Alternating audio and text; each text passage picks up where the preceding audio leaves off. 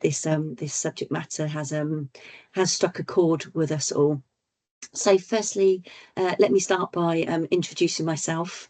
My name is Emma Cremoyce. I'm from the Norfolk and Waveney ICB. I'm the Director of Commissioning Finance there, and I am the TM Chair for our ICS. I'll just let Jodi introduce herself. Thanks. Good afternoon, everybody. I'm Jodi Martin. I work for Norfolk and Suffolk NHS Foundation Trust, which is a mental health trust. I work in strategic finance, and I've been with the Mental Health Trust for 21 years, 27 years in the NHS. Fantastic. Okie dokie. Before we start, before we share our presentation with you, I just wanted to acknowledge, can somebody just pop themselves on mute if they'd be so kind, please? Thank you. So before we start, I just wanted to acknowledge. You've just yourself, Emma, you're on mute. That's it. Yeah, there you go. Thank you. I've just been muted. Thank you.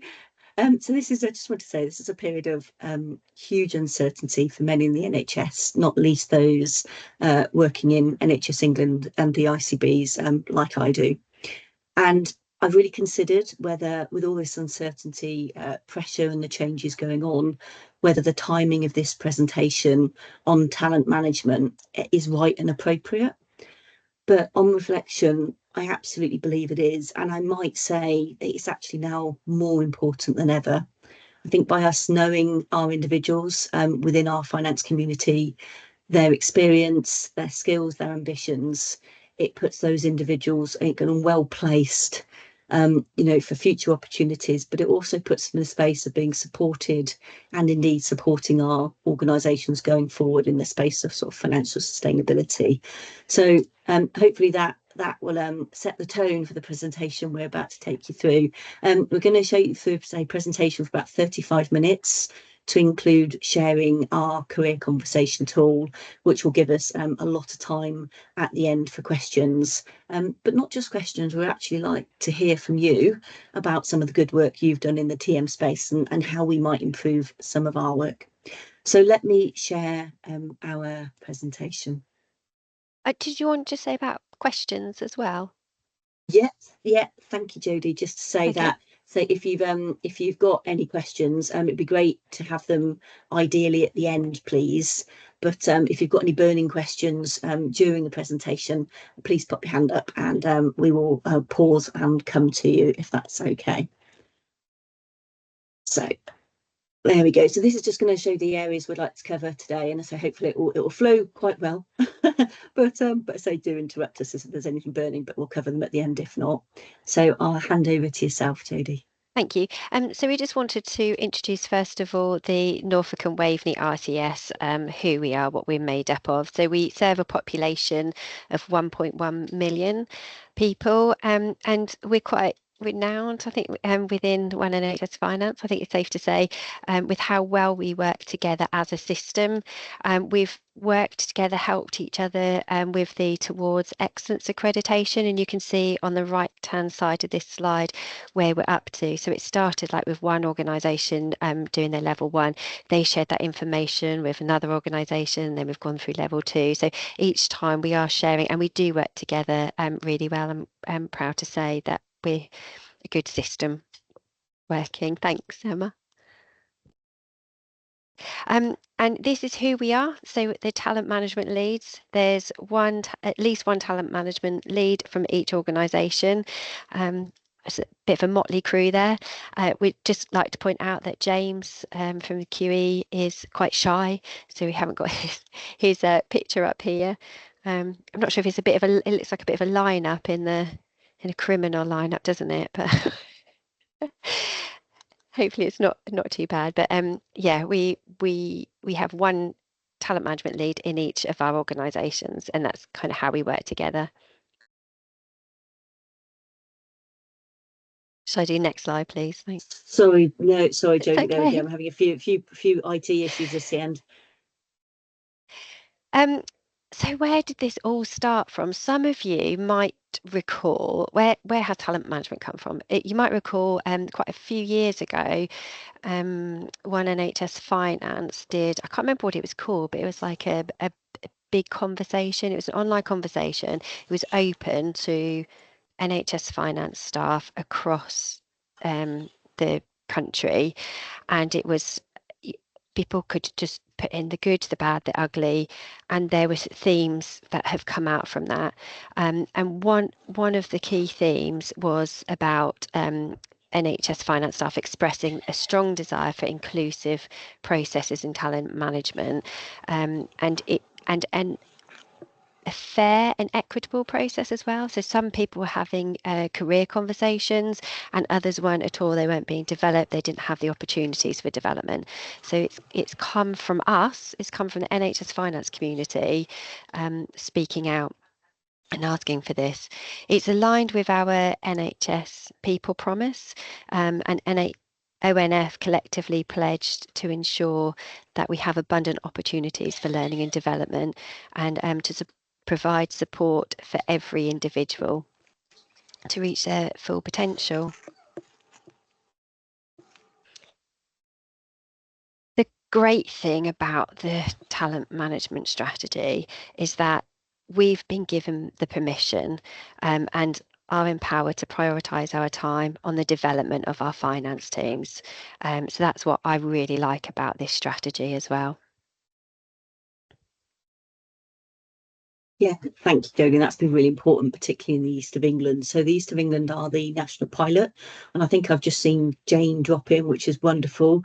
We're really, really well supported by Zoe Peatshark and Joan Paling. So Zoe is our East of England regional director of finance, and Jane leads the East of England Finance Academy director there. And we also have a assurance board, which is called an academy board, which is chaired by Zoe, for which Jane and I are also members of. So this gives us our empowerment regionally, and it's very clear about the priority and the importance of this exercise.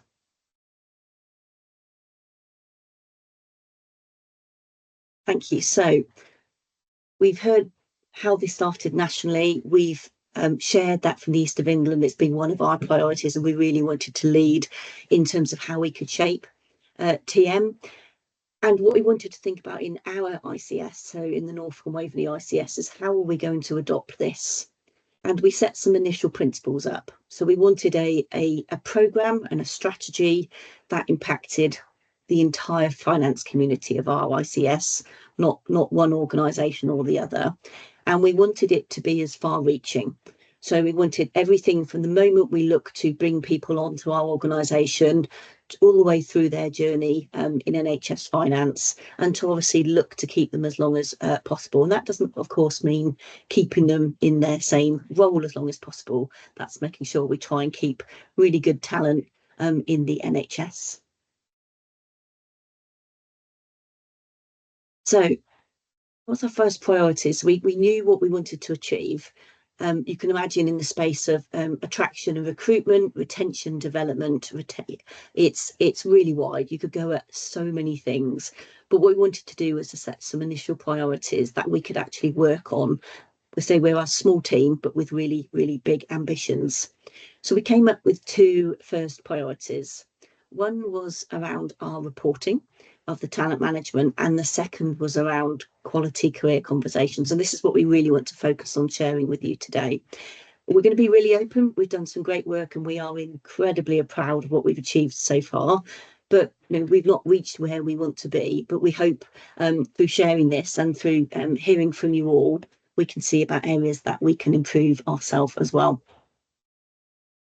So we had some, I say, very early ambitions, and we met with Grace through the East of England conversations, and we shared here, and we popped the link in, and we'll share these presentations afterwards, around what those ambitions were.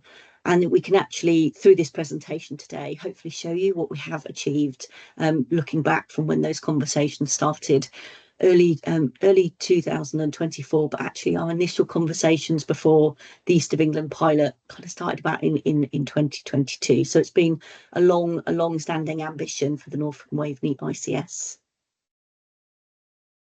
So I'm going to talk to the reporting space. So we're all quite comfortable, aren't we, in our financial roles? We're used to producing reports of various iterations, but we wanted the reports to be really clear and helpful.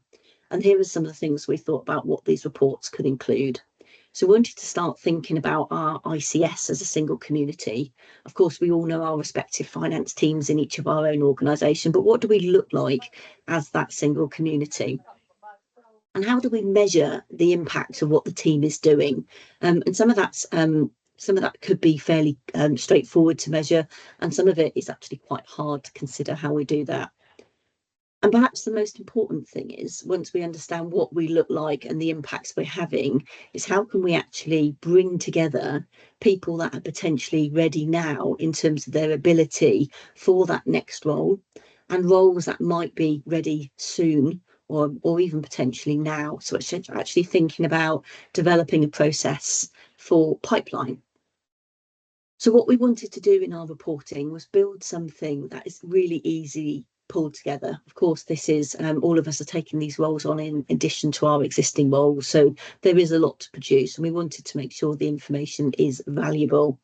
We thought about our stakeholders, and I say the stakeholders in space of the report which we produced that I'll take you through in a moment, goes to our ICS CFOs, but we also share it with our East of England Finance Academy board, because I think it's really important to share our journey and to actually look at some of the trends and performance and metrics that we are now achieving. As I said earlier, we've still got a journey to go on, and that includes our reporting. And what we want to do as we improve our processes is to actually look at other routes to measuring our success. So we're going to look at the finance staff retention. We're going to look at our yearly staff survey results and our training. So what's our training uptake like? What kind of roles are our staff going on? So there's a lot to be gained by thinking of ourselves as an ICS rather than a single organisation within an ICS. So I'm going to share with you now what some of our reports say. So our reports, first of all, they don't have anything confidential in them. They won't identify any individuals, any structures with names against it. It is grouped together at a level that's meant to be informative, but in quite an open way across our Norfolk and Waveney ICS. So the first section of our report, we focus on our staff. And what we've done, the initial kind of idea is, well, we could just share our structures. That's quite interesting, isn't it? But how do we bring that together and actually start to understand what is the entire finance community? So what we've done, we've looked at the nature of the roles, and bear in mind we've got different types of providers, we've got commissioners, so we've got very different finance teams depending on their own functions, and we've categorised them together consistently. And what you can see here is an extract by organisation, and we've looked at bands, about where those roles sit, but also through the colouring, we're looking at the natures of roles. So we'll see some organisations, potentially will have more management accounts. In providers, you might have charitable accounts and accounts payable, etc. And what's the real value of this is that we're now starting to see where the nature of these roles sits and some of the bands. So when we think about our teams that might say to us, I really want to aspire to do this type of role, but actually doesn't sit within the organisation for which I'm in. Where do those roles sit within our system? So it's starting to bring some colour to the facts, if you like. The report goes on in section 2 about our appraisals and career conversations. So what we're looking at here on the screen, these bar charts, is our last five quarters, and our March 2024 was our baseline. So as a system, we set the ambition that we should all try and achieve 85% of our staff having an appraisal in the last 12 months. Now, everybody's timings are different, and we'll hear later how some organisations do them in seasons, some will do them on an individual's kind of annual anniversary. Now, when you look at our metrics here, we have got some organisations that are having, particularly the QEHR provider in the Norfolk and Waveney system, they're having a really, really challenging time at the moment. They're in effectively like financial turnaround, and the team are having to obviously service really priority tasks. So it's okay. This isn't being set as as any kind of tool for each organisation to be competitive to one another or even demanding of one another. This is about working as a system and supporting each other, and actually when we're looking at these, what can we do to help that organisation? Because these really are important things for our finance team to receive. It's not always just about the tasks and the deliveries that we all have to do in our respective roles. But you can see, really, really pleased to see when we look at Norfolk and Waveney ICS on the far right-hand side, when we started our benchmarking position in March 24, we weren't as a system at that 85%. And you can see for the last 3 quarters, we've achieved that. And that is really being around prioritising, these appraisals and our career conversations. So in the space of career conversations, it's quite a different graph, isn't it? We're all quite familiar with appraisals, and Jodi will take us through in a little while how we started having conversations around how we'd actually do career conversations, but it's been incredibly different. Some do them routinely through their appraisals, some hadn't done them, some thought they'd done them, but actually when we looked at the kind of things we would include in career conversations, maybe it wasn't quite at the level we'd want to do it. But how great, whilst we've not achieved the 85% target, to really see that last quarter of data, and that progression. So whilst we haven't achieved it in the March 2025, we are really set to actually do it early on in the 25-26 financial year. So I spoke earlier about the reporting doing more than just saying, here is our performance, here are our teams. And this is visually hopefully going to get my point over in the space of looking at how we develop a pipeline. So what we're doing at the moment, on a quarterly basis, the senior finance teams in each respective organisation in our ICS will do an independent assessment of their finance team, and we use a 9-grid model, and there are several available, which will actually help effectively say how is somebody performing in their role. And it can look at tenure, but also it can look at whether they're performing at the level that's appropriate for, say, how long somebody's been in a role. So we will, through that independent assessment, then try and match up where roles may exist or currently exist. And therefore the ambition of doing that is to see whether we can bring them together and we can facilitate conversations. Now, matching them up doesn't mean that somebody definitely wants to go to a different organisation or wants to even change their role. And it certainly doesn't mean that they have to. But what it does do is to allow, when the CFOs in our ICS get this report, it allows them to say, I know I've got, for example, a band 7 in management accounts coming up. I wonder across our ICS whether there is an individual, that's at a band 6 or band 7 in management accounts that's ready for a next opportunity.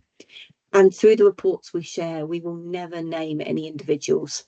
And the report will simply say, for example, management accountant, band 7, the ICB.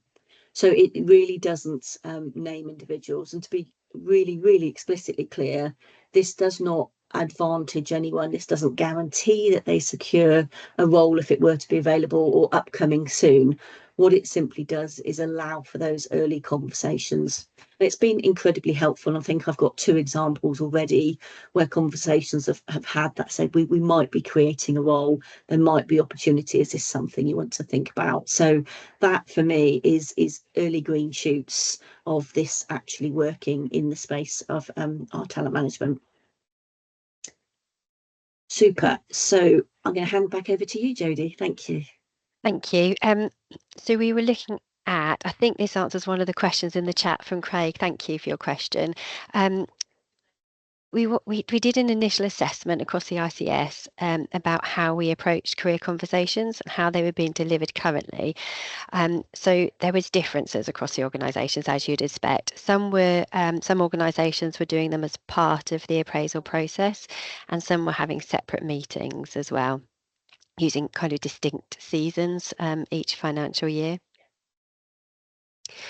Some organisations were using the One NHS finance model, the NHS model, or their own organisation model as well. And we're also recording it in different ways. So we were looking at using a Microsoft form for completion, or do we document it and record it separately from the appraisal process, or do we document it within the appraisal form? So we've kind of established the baseline of what we're all doing, and no surprise, we were all doing something differently. So we need to then decide and agree how best to bring that together as one.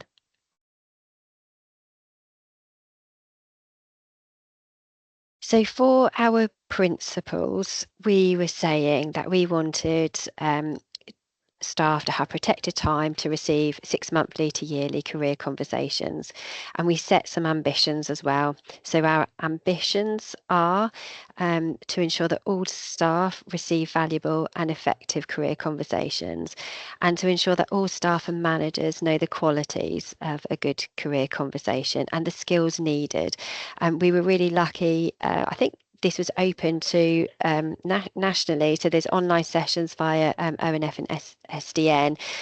They ran sessions on introduction to talent management, positive career conversations, how to approach challenging career conversations. So there was a lot of resource out there that we could tap into, and we use that as part of our conversation. So we were very engaged with the process from the start as a system. What we like about the career conversation and how we've approached it is that overall it provides dedicated time to recognizing an individual's capability, along with acknowledging their contribution to the team, organization, and wider stakeholders, recognizing their individual aspirations. And I think that's really important, appreciating and accepting their current position. So things change, people have different aspirations, and you'll come on to see how we've created our approach to recognize that and value that everybody's situation is different, and we all want different things as well.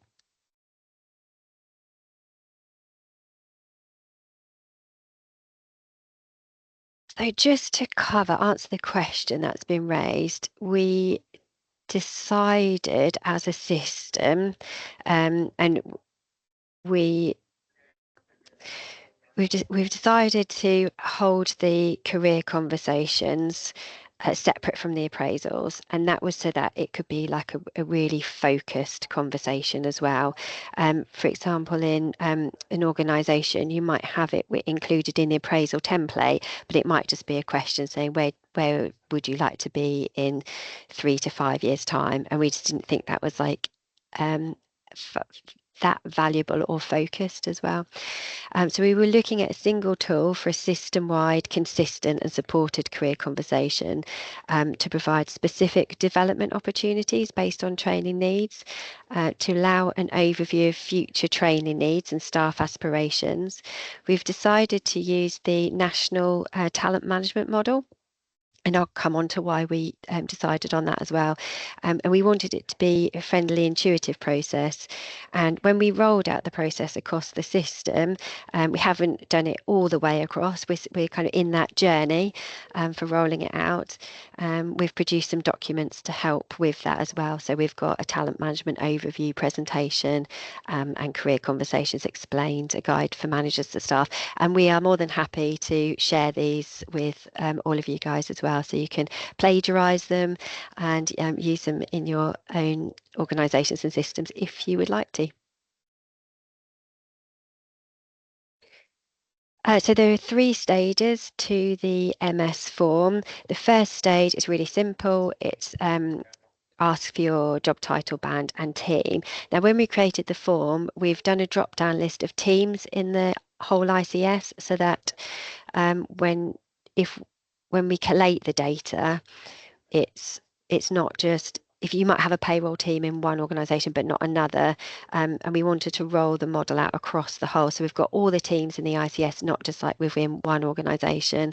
It's got who your line manager is or who you're having the career conversation with and the date of the conversation. So that's really quite simple to fill in. And then stage 2 is about it takes you through the talent management model.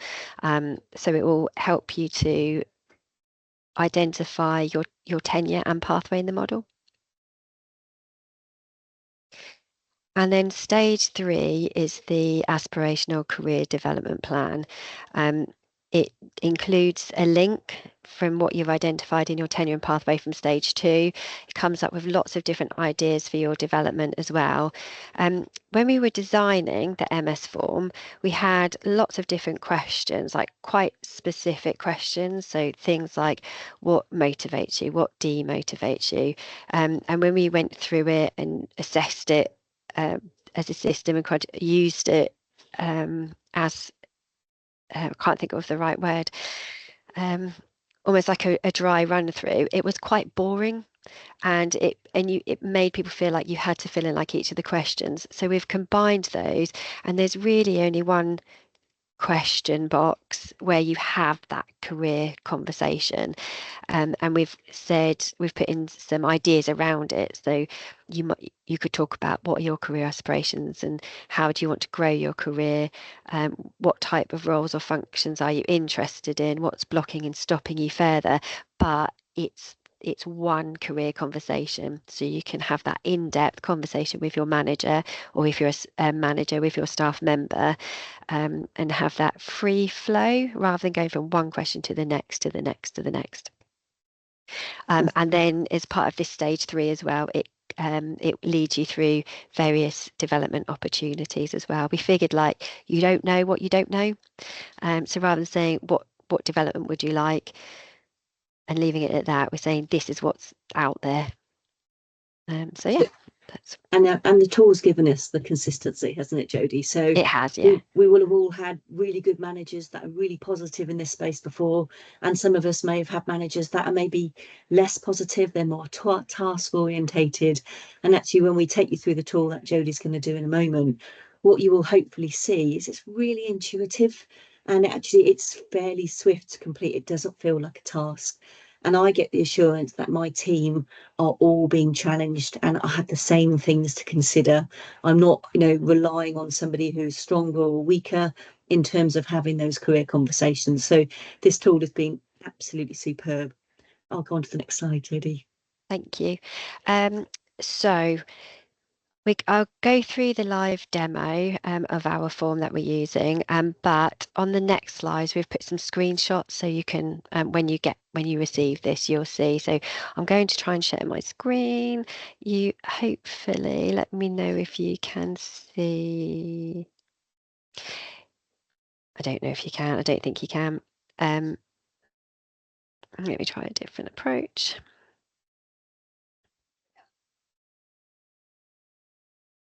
Can you see the career conversation form? Thank you. Yeah. Sorry about that. Yeah, that's fine. Thanks, Jodi. Okay, so here we have the introduction and stage 1, which I was describing to you before. There are some limitations. We were going to talk through this, weren't we, Emma? You can't, if you submit the form, you can't. It doesn't save it. Should I come on to that later? Yeah, I've got that in the process bit. That's absolutely Brilliant. fine. If you're Thank happy you. to take everyone through how the Yeah. form works, that'd be lovely. Thank you. Yeah, thanks. So I'm just going to type my name in here. You type in your job title, your band, the team. So we've got here, I work in strategic finance. And then the line manager. It asks here as well for your for the email address of the line manager or career conversation lead. So at the end, once you submit it, your answers will be sent to yourself and it will be sent to who you have the career conversation with. So you've got a record there, and then the date of the conversation. So on here, this is kind of, you might recognize this. It's used quite widely as well. But this is where we're trying to go to. So for example, we're moving from being competent finance professionals to becoming managers with a broad business perspective, working as business partners and service improvers with a real understanding of the NHS and of the healthcare landscape. And from a predominantly inward focus to customer-led external focus with the skills to develop effective collaborative partnerships. So that's kind of the mindset that we people should be moving towards if they haven't already.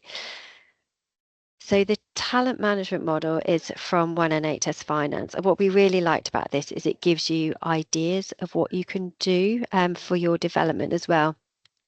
I would say don't get hung up on these, like the different options. I've done this with my manager, and the things where I thought I was, for example, a core contributor or an expert, and then I've gone on to just trying to explain it really simply. You might come up with core contributor for your tenure and then stretch or accelerate in your pathway. And you can have a look at the descriptions on here. And then when you look at the model, it will give you some things that you've probably already completed or some that you haven't. So you can just use it to pick and choose what you want. So really do not get hung up with these. So I'm going to say I'm an expert. So I've completed all the competencies, both technical and behavioural. And also, I feel like the other reason we use this model is because it recognises, and I mentioned this before, it recognises grow.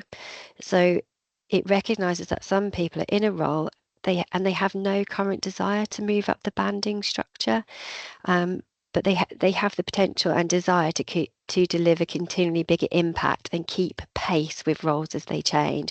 So this is about, you might have somebody who's happy in the role that they're in, but how can you expand their knowledge and their skills, and how can you give them the job satisfaction in the role that they're in and they're happy in? Let's not overlook those staff that don't have the desire to move up the banding structure. So I'm going to say I am stretch. So expert and stretch. And then we go on to the next stage. So that's stage 2. And then here you've got having determined your tenure and pathway from the previous questions. We use this link. And this gives you the examples of how you can develop yourself. So I've said I was stretch and a core contributor. So these are the ideas it's given me. So it's saying, actually, have you thought about taking on projects outside your current team or functional area, increase your system knowledge and build external networks, mentor others?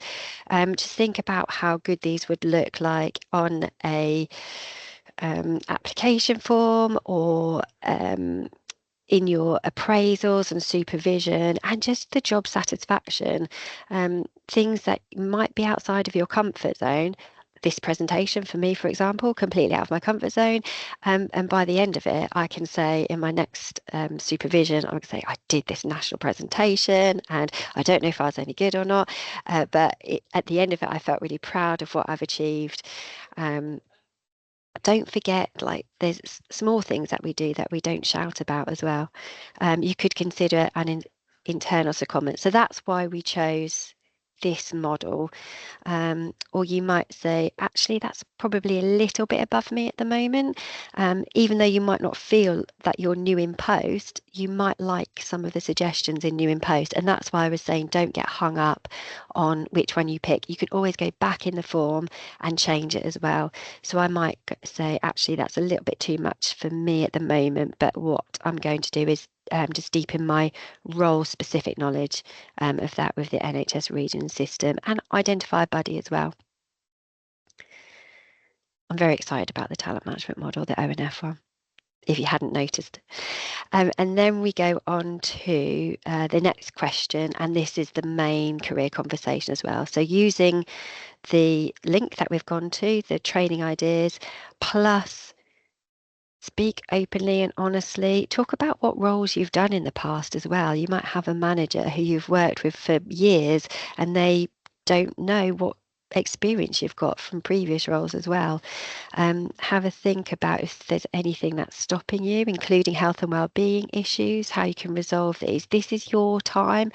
And as a manager, really encourage those conversations as well. Yeah, I did. Just so that's the main career conversation. There's look at the resources and courses, events that ONF and SDN do for talent management, because they will be really helpful.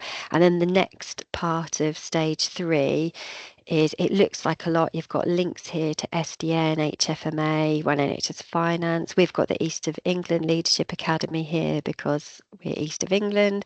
But that then goes on to, so IT skills. Are there any IT skills that we need to look at? So this is where I was talking about, these are the what's out there, and there's always an option for other. And then tick which ones.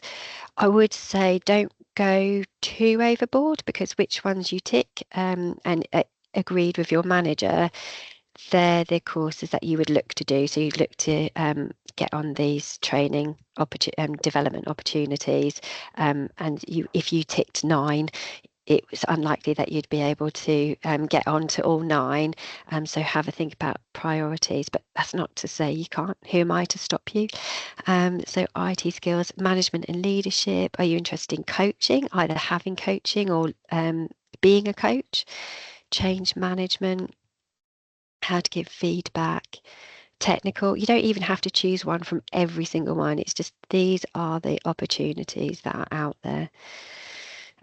Business skills, personal interpersonal skills. Like I said, you'll have screenshots of these on the slides that you get.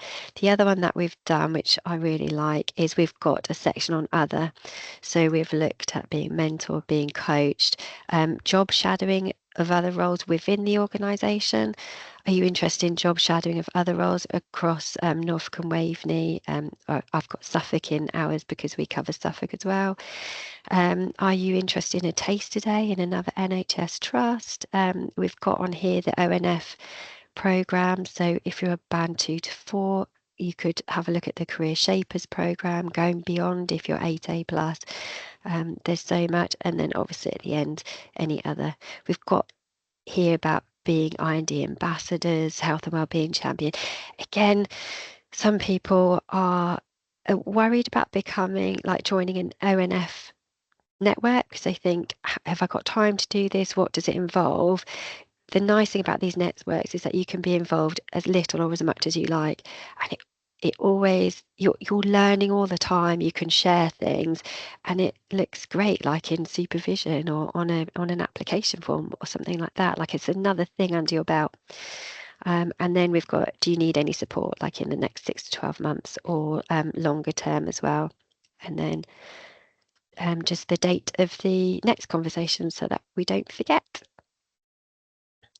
Have I missed anything, Emma?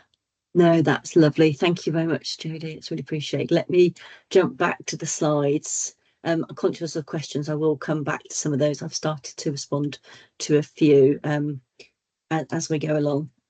So bear with me a moment. Thank you. So we've popped some screen grabs of. Sorry, Emma. I was just clarifying that we have I didn't realise I was on mute. We have separate career conversations from appraisals, so that we can have that in-depth focus conversation. Hopefully that answers the question that was raised before. Yeah, that's lovely. Thank you. So the slides, what we've got here are some screen grabs from what Jodi's just taken us through. Now, Jodi shared with us her career conversation tool in NSFT. I've got one that looks almost the same, maybe cosmetically a little different, but effectively exactly the same questions, exactly the same grouping of information. And what's really nice, obviously, about this tool is it is absolutely customizable. You can put your own organisation logo on it, and conscious of the questions, we can share out a copy of the MS form, but obviously not the link to our own organisation, else you'll all be filling it in and it'll be popping up on my database, and my team might look a little bigger than what it currently is, but we will absolutely look to share that, and more than happy to do that. So it's in here is just a number of screen grabs, just so you can kind of refer back to it. What we wanted to is just share with you a couple of practicalities. So we've built the tool. We've rolled it out in 3 of our system partners. So that's NSFT, the ICB and East at the moment. And we are having active conversations with the remaining acute providers about moving to a model on this consistent approach. Our learning so far is this: we need to be really clear about the process. So clear about whose responsibility it is to set up the meeting, whose responsibility it is, to submit the form. And we would certainly encourage in the space that, the individual having the career conversation, they need to protect some time in their diary. We all know, don't we, you're going to a good meeting that's well prepared for, the outcomes are better. So actually what's really great about this form is you can start it like Jodi has. Let's say she was preparing for her career conversation and it just sits there. The data doesn't disappear. And until she hits the submit button, it's there. She can go back in and out at times that suits her and change those answers. What I've encouraged my team is that they actually talk through the answers that they've put with their manager when they're having their career conversations. And at the end of that meeting, ideally, they press submit. A couple of them have wanted to go back and revisit question 10, where it's more free typing. We've had some responses that have been quite short and concise, some that have been very lengthy, and both are absolutely fine. This is individuals' career conversations, so we won't be prescriptive about what they should look like. And just to be clear, that's only when the form itself is submitted, do we have a record of that career conversation being completed. So the process, we've set it up. So this is the Norfolk and Waveney process, but very consistent to what's been adopted in NSFT and East. I've set up a Teams channel. It's locked down just to my finance team. And what effectively I've got in here, we've introduced it. We've got a number of documents that help provide clarity and flow charts about what the purpose is and the process for which we undertake. And apologies, it's small, but you can see in the centre of the screen with the red loop around it. It's literally like a tab on the Teams channel. And when an individual selects on there, it takes them straight to the hyperlink and they then start completing the career conversation tool, just like Jodi showed us. From the other side of things, of course, is the individuals that see the results. So how we manage it in the ICB is once it's submitted, you can't change the results. So if I was having a meeting with one of my direct reports and I didn't have access to the database, I would need to write to somebody that does and say, we either want to resubmit it or we want to change, question 9 from X to Y.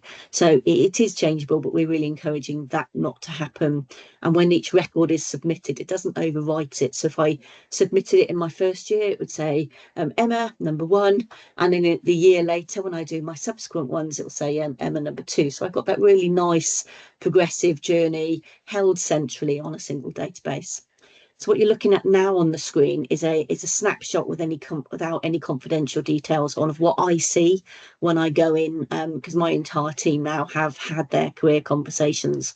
And it looks a little bit like a pick and mix, doesn't it? Lots and lots of bright colours. And what you're seeing there from the way it's been presented and this format is all of those courses my team have said, I'd like to do this. And you can see they're categorised by the IT, the management, technical, and all of those questions we looked at with Jodi a moment ago.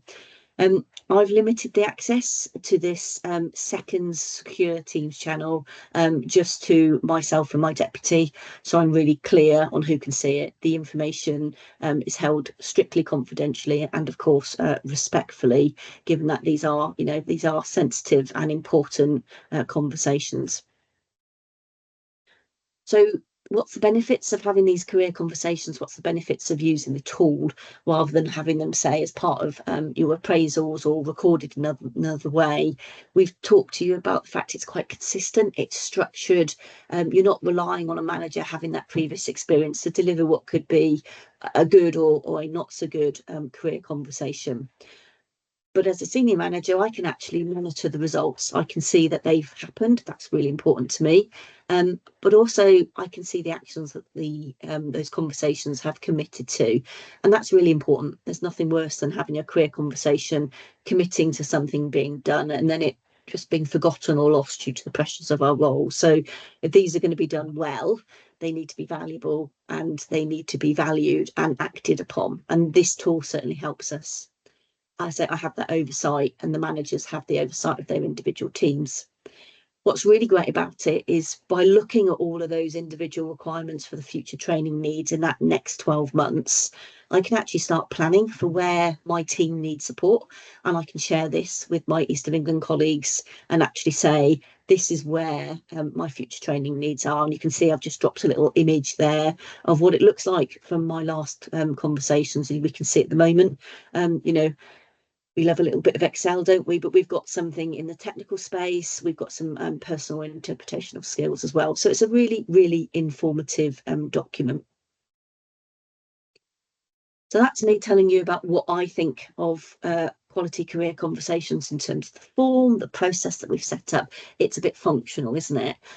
But this is the feedback. So I've asked for some feedback from just a handful of people in my team in the ICB about how did they find it. And these, by the way, aren't feedback from individuals that I've had career conversations with. And actually, I found this quite humbling. And I thought it was just lovely. Obviously, I'm looking at some of them thinking, oh, they were dreading them. What could I have done better to provide them with some assurance that actually this is really positive? But how lovely, actually, despite having some concerns when they went into something that was completely new, completely different from what they may have experienced before in terms of appraisal conversations, that they've come out, you know, happy to be proved wrong. You know, it gave them the opportunity to stop, to think about where they'd like to take their career. And we've had some, you know, really, really lovely feedback, you know, looking at some of the words: refreshing, insightful, positive, optimism. I'd hope you would agree. I don't think you could ask for anything else. Not to say that we've got it fully nailed, but I am incredibly proud of what we have achieved as an ICS TM group, which has effectively facilitated these responses.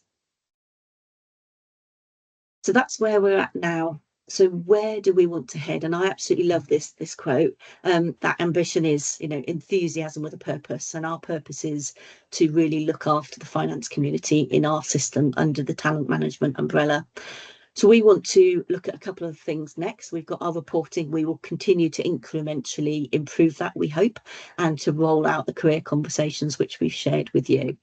But we will now want to look at professional training packages. We've all got them, varying packages and offers, and we want to look across the ICS to make sure that they are equitable, and that if an opportunity exists, and this is about the pipeline and the opportunity to learn from different providers, that we don't disadvantage our finance team. We don't end up in a bizarre situation where somebody leaves a provider in our system and then has to pay back some training to then restart it in the same system. So going to avoid all of that noise. That's one of our next ambitions. But we're now starting to build what we're going to call the Insights programme. And I have to say, or revolving door, because the national team may have poached it before we finished our programme. And we're going to roll a quarterly programme where we allow, it may be capped in terms of numbers, but one day a quarter where, regardless of whether you're new, doesn't matter about your band, doesn't matter about your role or your team, we will say, well, if you want to come and spend, you know, a day virtually or otherwise in the ICB and have a look at what we do, isn't that great? Absolutely open doors. How can we make sure you come and learn about us? And hopefully we will have that offer reciprocated across the ICS. And this is really to make the whole provision of NHS, and therefore our understanding as a finance community, just that bit richer. And that, of course, is the benefit, isn't it, of working in the NHS. So finally, just to say thank you for your patience as we've gone through. Like Jodi, you know, absolutely outside of my comfort zone. We're really, both Jodi and I, and in fact our entire TM team, are really, really energised in this space.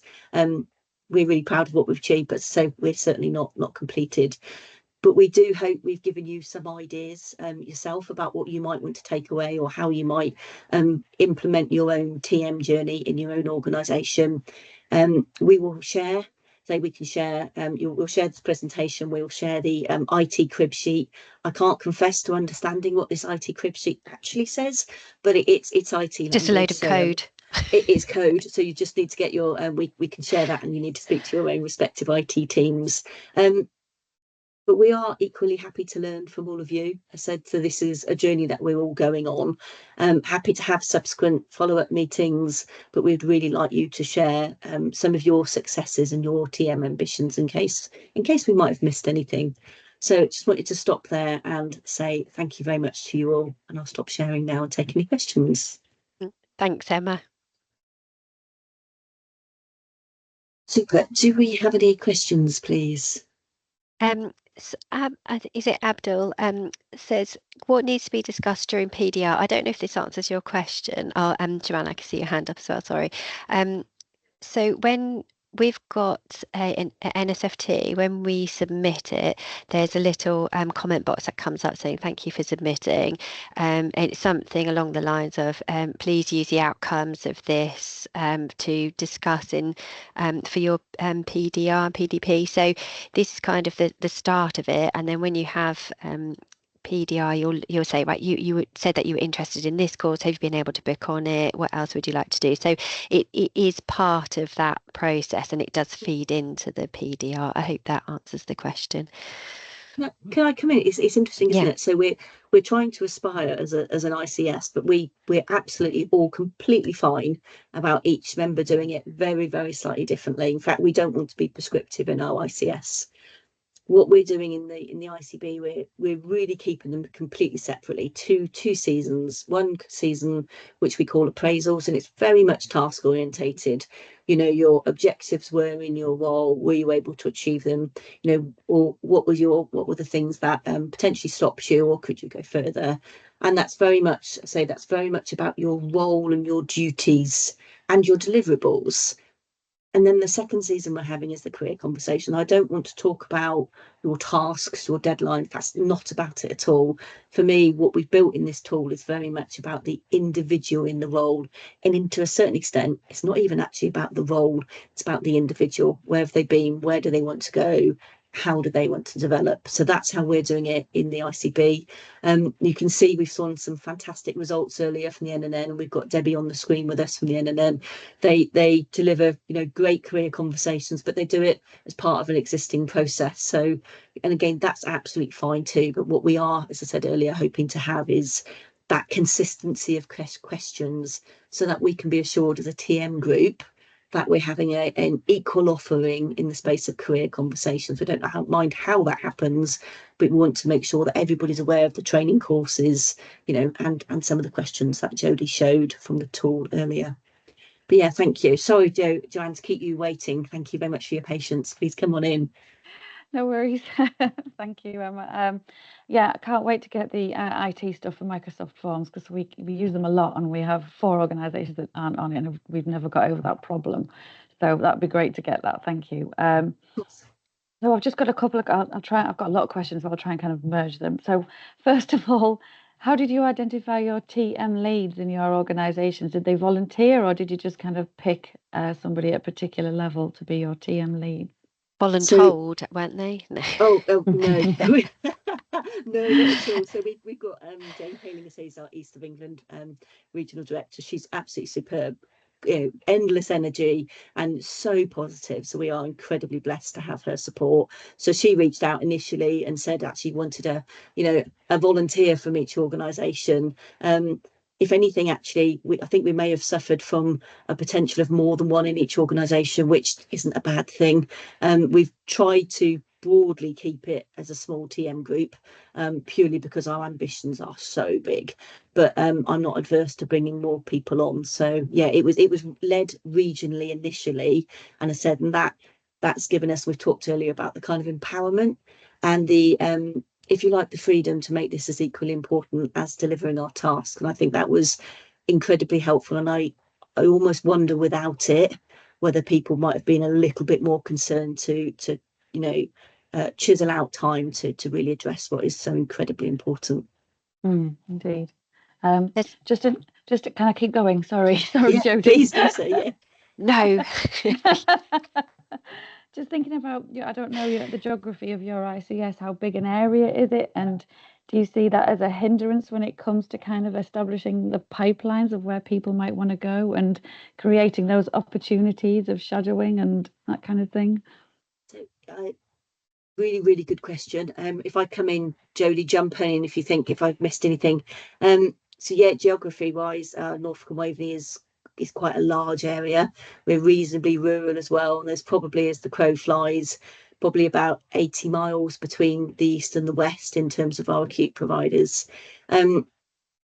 In terms of the impact on the TM, we do try and meet, once or twice a year in person, but mainly it's Teams. In terms of the impact of migration and the opportunities to shadow or work, of course, it will impact some people. Just depends where people live. And I think each organisation has a different model to working. Some will be hybrid to a greater or lesser extent. So these are all the things we need to kind of work out, and some people will engage and be really keen about this program, and some people will be, I'm comfortable in this organisation, in this team, in this role, which is equally fine, isn't it? But I think it's an issue now, but of course, we'll all be aware there's, ICB's clustering as part of the changes. There'll be changes to NHS England, so I think our footprints are going to change potentially quite dramatically, but I'm really keen that we keep this programme going and see how we kind of navigate that. Okay, hybrid working will definitely help with it, won't it? With Yes, it's just a bit of it's kind of a challenge. We've in our patch, we kind of concentrated on having the quality conversation first, and we haven't taken the next steps to collating that. And the Microsoft Forms is going to be a great way to do that. I just thought, how do we do this when we've only got, not everyone's on it, but so that's a really good thing. So, and last question, I promise. Once I can see you've got lots of information coming out of your MS form, and it's just visualizing that and how you're tracking that.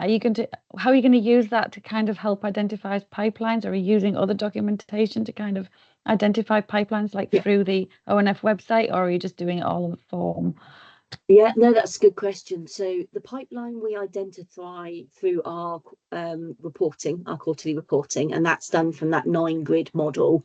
And I say that's done from each organisation, I say in that really confidential way. That's the system pipeline. What I'd like us to be able to do by choosing the same categories, eventually, when we all move to using this career conversation, is to drop a single database, no names, they need to be respectful, but actually then start grouping our finance community by role natures, by ambitions, so there's so many ways we can do it. In terms of accessing the database and how I use it, it's really, really user friendly. So there is, of course, a Teams database for me. I'm a solid Excel kind of girl, so it just gets dropped out of the database. It gets dropped into my Excel. It checks my quarterly reports that all of my team have had those career conversations. But what I love about it now, we all get the emails, don't we, that says, here are some courses that are about to come up in the next 1 to 2 months. I'll go onto my quick database, I'll filter, it's a Power BI course, have a quick filter, and I target the people in my team. I know 3 people have said, I really want to do this. Okay, here's the course. Hopefully they will have taken the initiative and seen it as well. But it helps me target who I can, therefore give some support so that they don't miss it and they get that opportunity for training. But it's honestly, you can cut it so many different ways. I can now look at it and say, right, who are the people that are, I'm just thinking of really time, stretched. Emma. Yeah. Sorry. So, okay, really conscious of time. Thank you. Yes, there's quite a lot there. I just wanted to add to that, Thank you. in our organisation, that the information goes back up to our senior management team, so they get like the whole picture as well. And what we've noticed is some people that don't speak out as much or aren't as confident to speak out or say, this is what I'd like. You're like, oh, I never knew that about you or this. And so it's really opened up that, which is really nice. We do have another question from Claire, but I don't know if we can answer it, Grace, or if we have to go. You're welcome to continue until you guys need to drop off. It's if people need to drop off as well, that's totally fine. Up to you. So Claire, I don't know if you're still on the call. Do you look at individual roles in your department, the talent pipeline for those roles, and match interested parties to them and work out how they might develop to be successful in getting those roles? Absolutely. I think this is what it's all about. Like what it might be a completely different role to what you're doing now, and it's about giving that opportunity. It might be that you shadow somebody for a few days or a week, or that you to pick up a task from them and kind of start working within that. It's about job satisfaction and making your role a bit more interesting, expanding your skills. You've then got a bit of that filling the gap between skills and teams and departments. It could be really big. Emma Thank add? you. Sorry, I Thank know I you cut for you that. off I'm sorry. before. I was like, and that wasn't anything for Joanne either. No problems at all. Just having a quick look at the comments. There's anybody else wants to raise any questions, but more than happy to draw it to close. I think we've popped on the top of the presentation, which we'll share with Grace's support, our email addresses. Happy to have separate meetings. Wonderful opportunity to look across systems, not just East of England, which of course we're incredibly proud of, but beyond. And I said, what we can do is we can pull together a little pack that includes the IT. I can show the reporting and the actual Excel workbooks that drive those reports, lovely and easy, along with a career conversation tool. But super. Thank you very much.